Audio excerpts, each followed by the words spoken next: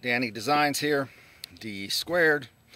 In case I didn't explain that, I know I have. The Danny Designs, D and D. Since I was a math guy, the D squared with a little 2 means 2 D's. Okay, anyway, today's videos happened around March 21st, something like that, of 2019. So, I'm right at this point, right around a year behind on the videos. So, catching up, slowly but surely, but it's happening. Anyway, what this video series shows is, here in Oklahoma, the wind, tornadoes, high winds, not always tornadoes, but high winds happen a lot. So on these carports that we order, they want you to, concrete them in the ground or put some type of security into the ground or whatever to secure them so they don't just blow away. So they charge, the companies charge quite a bit, and this is something I could do, so I did it. And this is a series of videos explaining what I did to secure my carport, which is going to be my barn, to the ground so that it wouldn't just blow away. So anyway, hope you enjoy it. Please like and subscribe. I appreciate your time. Appreciate you guys watching. Thanks again. Bye. Good morning. Tuesday, March 19th. You just watched the video about them constructing my carport, putting it together. What I'm going to do now is secure this thing down. They secure them down by driving stakes down into the ground. That's just kind of how they secure them. That's what they do. You could pay extra for taller barns. They want you to secure it with concrete and everything the taller it gets over a regular size carport, which this is. It's qualified or classified, I guess, as an RV carport. So they charge about $1,000 to do that, give or take. So what I did, went and got me some 1/4 inch angle iron, my own concrete. This is going to cost me under $200, something like that. Excuse me. What I'm going to do is put one on each corner, so there's 4, and then I'll put one in the middle, and I'm going to go down about 3 feet into the ground, and that means about 7 feet, because I bought those at 10 feet, so 7 feet will be above the ground. And I'm going to put the angle iron right here and down into the ground on the corners, and then in the inside, because I'm going to put them on the inside, because like I described earlier, on the outside I'm eventually going to have some siding in that angle iron. So on the inside I'll put a flat surface here, and that means the angle iron will be coming out, not wasted, but it'll be coming out, which it'll add for the support for the sway this way. Because the angle iron is stronger against that angle, so it'll help prevent that swaying that way. And then same thing on the corners, I'll have the angle iron, which will help prevent it going that way and front to back. So that's my design for this, and I'll get some video. Good news, bad news. I got my little tractor here, but don't have a backhoe, or I'm not sorry, not a backhoe, a post hole digger attachment for that yet. So I'm going to do it by hand, digging these corners out, securing everything, and in the middle there, and get this thing started. I should have filmed it, but the other day when I got this, I just took it up to my dad's where the blowtorch is, and I'm just blew the holes in those things, and you'll see when I start putting these things in what I did down to secure into the concrete. So anyway, I'm going to go ahead and get started on this.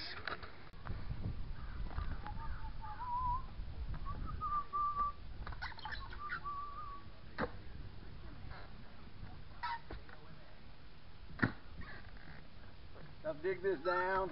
Like I said, I'm going to try to get about 3 feet. We'll see.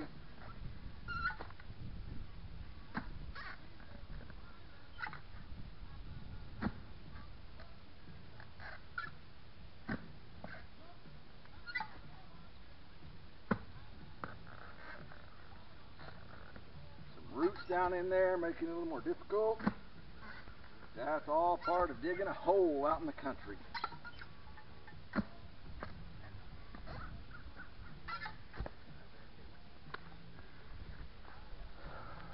Okay, what I've done, I'll show you here, is got that angle iron there and pre-drilled these holes right here. There's 3 holes, and I'm going to put it right up against that right there, drill the hole through here, bolt this thing together.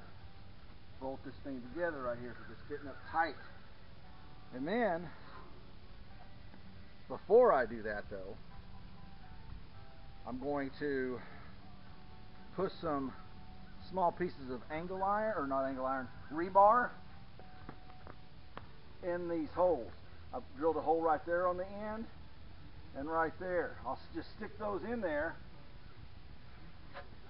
loosely, set it down in there, bolt this thing up really tight where I want it, pour the concrete down there. Then it's tight, concrete will set, it's already level, the barn is already level, so I don't need to worry about any of that. I just bolt it on there, let that thing cure, and then I'm solid 3 feet down in the ground. Okay.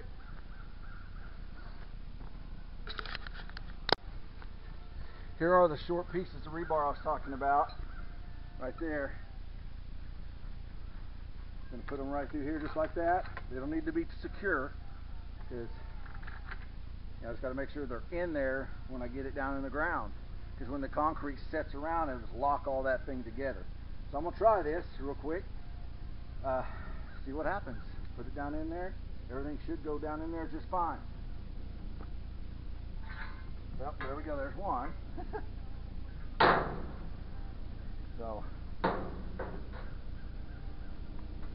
because I tilted it, that was totally my fault, obviously.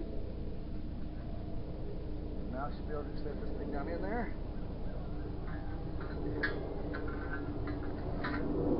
Alright, felt like it went good. Alright. Right there. Woo. I don't know, but that felt like it went good.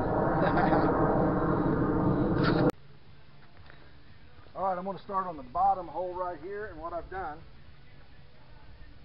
I have a punch. I'm going to try to put it right here in the middle because I got these clamped now, so it shouldn't move. Got them clamped. Try to put that right there in the middle. And give it a good tap. Good. And I've got a small drill bit. Should go right through. That thing's tight. It is, alright. It's tight.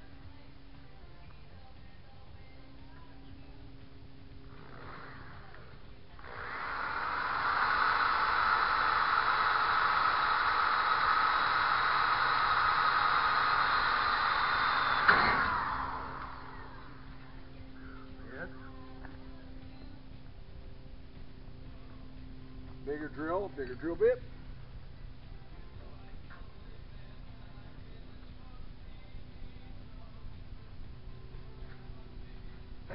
Gotta change the electric over. It works better when it's plugged in, huh?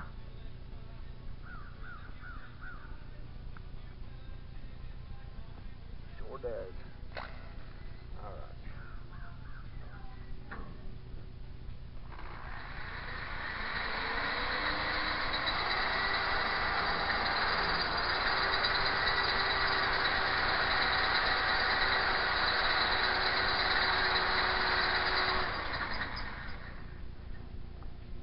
So I can put a little more pressure on it.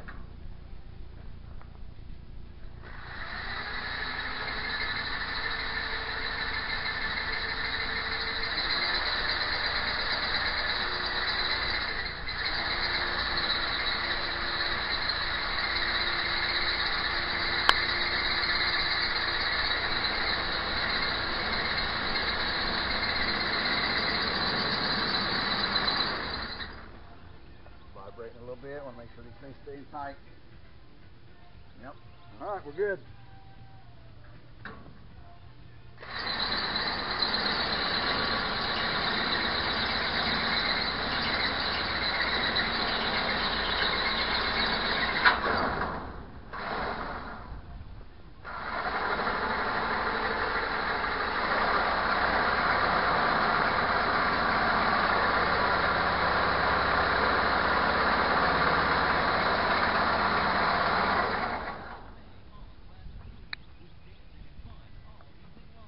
Post.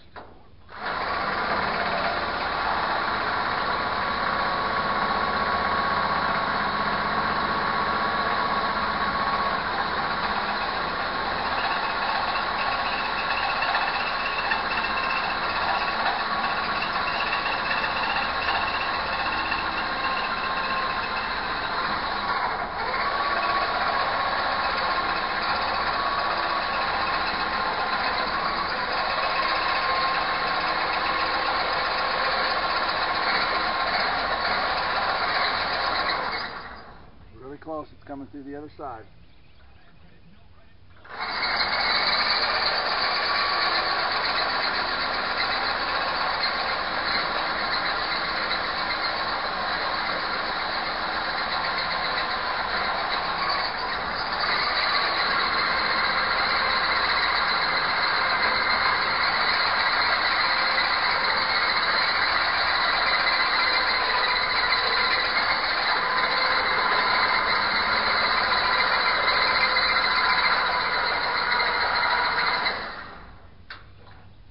Man.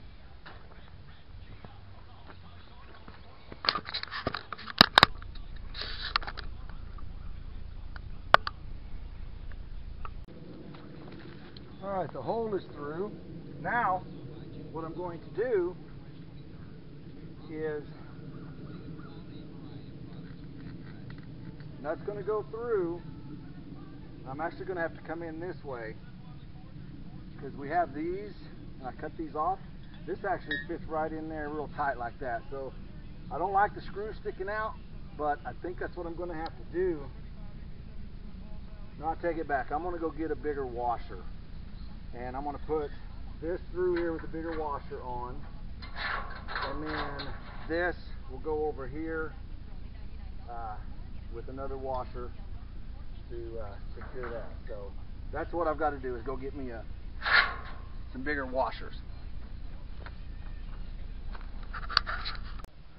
Alright, I wanted to show you what I was talking about. This bolt has the rounded head. I can't remember exactly what they're called, but it has a square in there, and I don't need that square unless I'm going to use that other piece of metal that I showed you. And when I put it through this metal here, you know, I want to make sure that it goes solid, so I had to get this washer right here that it was big enough for that little square piece, and put that through there so that it would go solid up against that. And then over here, I'll move the camera so we can see this. Over here, I'm using that piece of metal that we cut, that my dad had laying around, and I'm using this for more support, vertical support this way, like so. Putting in the washer on here, then I will tighten all this up right here. I'm not going to tighten it up till I get everything else done, as far as these other holes and stuff. So, but that's the process right there, and I'm going to do that for the rest of the poles. I'll show you a picture or a video of this this leg right here completed as soon as I get it completed. Okay. Okay. Got it all secured up there. See how bolted in. There's that side. There are those supports that I was talking about, how I bolted those on. Just adding those extra support on the length there on this side so I don't pinch this metal in, because you screw down on that too hard it starts bending it in, so didn't want to do that. So now guess what time it is? Concrete time. Okay. I got this to the side of the wind a little bit, so hopefully this thing doesn't flare back up in this. I'm going to put one back in, wet it down, because this is the post-setting, fast-setting concrete mix. So should be able to just do that. Put that whole bag down in there.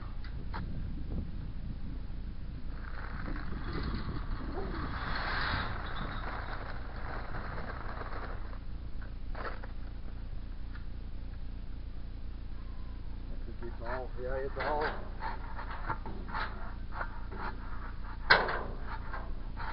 Remember, I put that rebar down in there too.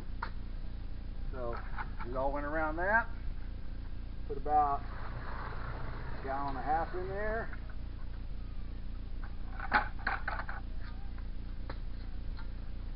Bust this one open. There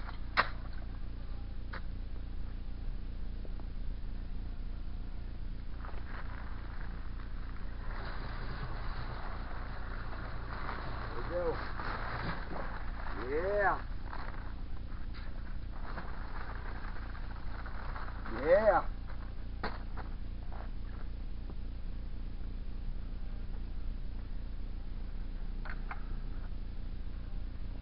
Put a little more water in there. Still quite a bit of water in there though. All right. There we go.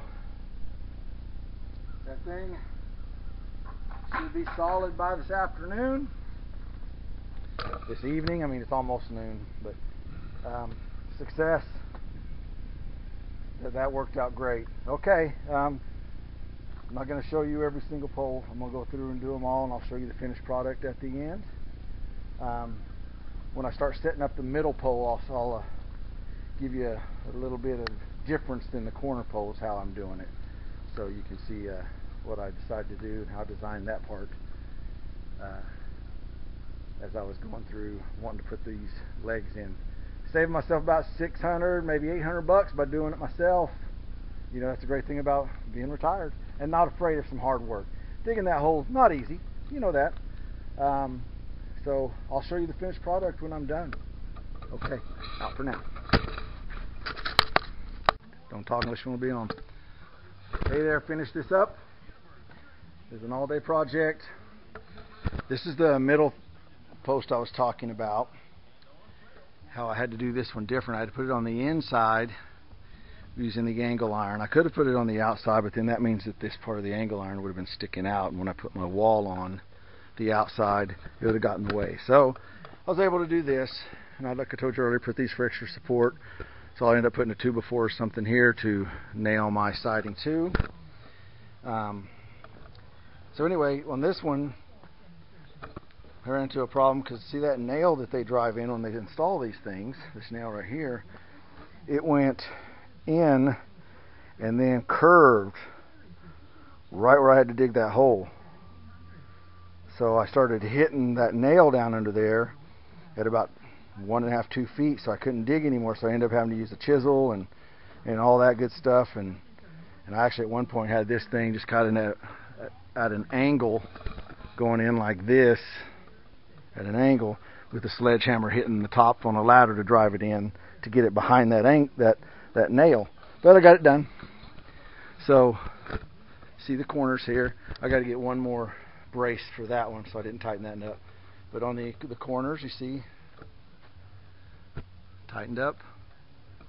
1/4 inch angle iron, 10 feet section, so 7 above the ground, 3 will be underneath the ground once I fill everything in, and got it all done. Except, like I said, just tighten up one more little thing there. It's secure. Tornado wind will be the only thing that'll move it, probably. No high winds. You know how winds are here in Oklahoma. It could blow off that, but you can't prevent that. So anyway, there's a successful day. Successful day with this project done, and the design worked out well. So please like and subscribe. Thank you.